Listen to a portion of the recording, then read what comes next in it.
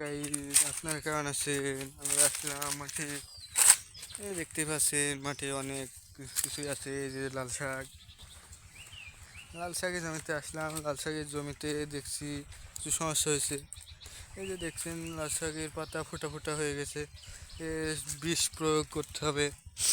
আমরা আসলাম দেখতে কেমন হয়েছে, কিন্তু এখন দেখছি না আসলেই ভুল করতাম। এই লাল শাকের জমিতে এখন বিষ প্রয়োগ করতে হবে।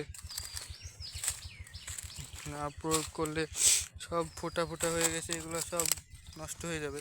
এগুলো আমাদের বীজ করা হইবে। এগুলা জমি দেখেন অনেকটু হয়ে আছে। এই যে দেখছেন মাঝে মাঝে পেঁপে গাছ আছে। পেঁপে গাছ চারিকোল দিয়ে আছে। কলা গাছে অনেক কলা কিছু কাঁদি এসছে। চলুন দেখি কি কত বড় কাঁদি হয়েছে। এই যে লাল শাকের মধ্যে মধ্যে যাচ্ছি আমরা।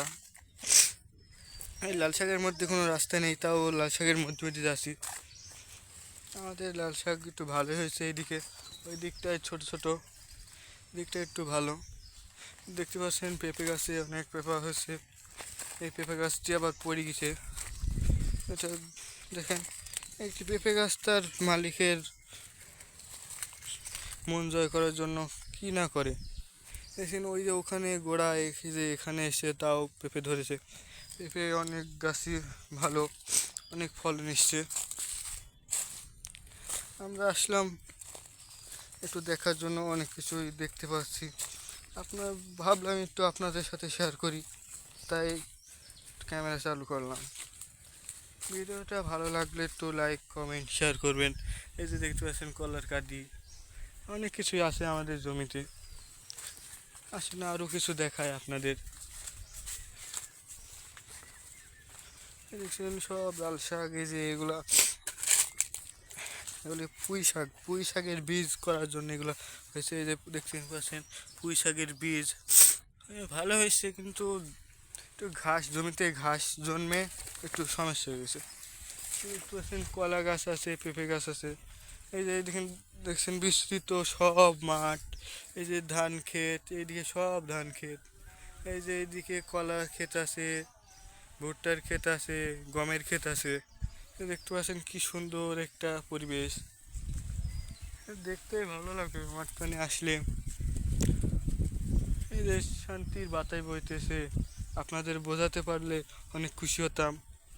খুব শান্তির বাতাস বইতেছে। এই যে দেখছেন কলা গাছের পাতা দুলছে বাতাসে। সব গাছের পাতা মাথা সব দুলছে। মাঠে আসলে সব কিছুই একদম মন প্রাণ ফ্রেশ হয়ে যায়। আর বলবো আপনারা যখন কখনো যদি মাঠে ঘুরতে আসেন তাহলে বুঝতে পারবেন। এই দেখতে পাচ্ছেন কৃষক আসছে একটা মানুষ। কি আর বলবো, এই দুপুরবেলায় আসলাম।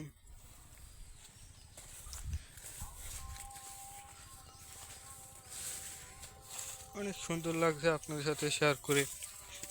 আপনাদের কেমন লাগছে একটু কমেন্ট করে জানাবেন। আজকে এই পর্যন্তই। আসসালামু আলাইকুম।